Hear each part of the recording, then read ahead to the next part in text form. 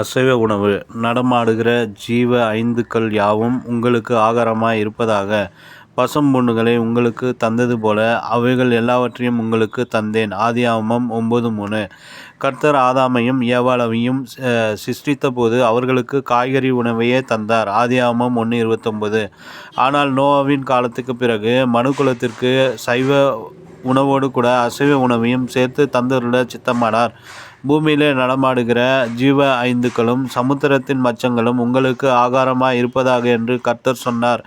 ஆதியாகமம் 9:2. மனிதன் தனக்கு இஷ்டமான உணவை போதுமான அளவு உண்ணும்படி அவர் கிருபை பாராட்டி இருக்கிறார்.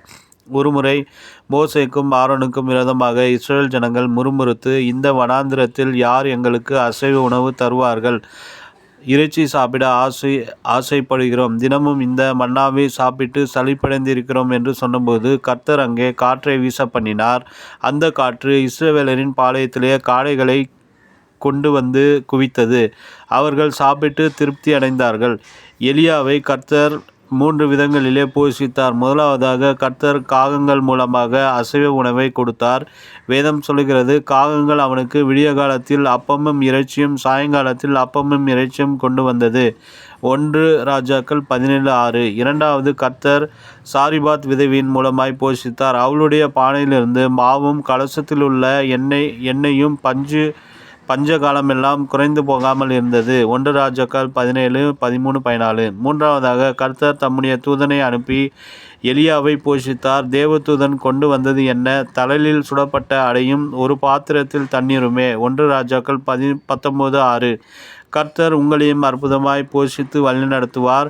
இயேசு சொன்னார், எண்ணத்தை உண்போம், எண்ணத்தை குடிப்போம், எண்ணத்தை உடுப்போம் என்று கவலைப்படாதீர்கள். இவைகளையெல்லாம் அஞ்ஞானிகள் நாடி தேடுகிறார்கள்.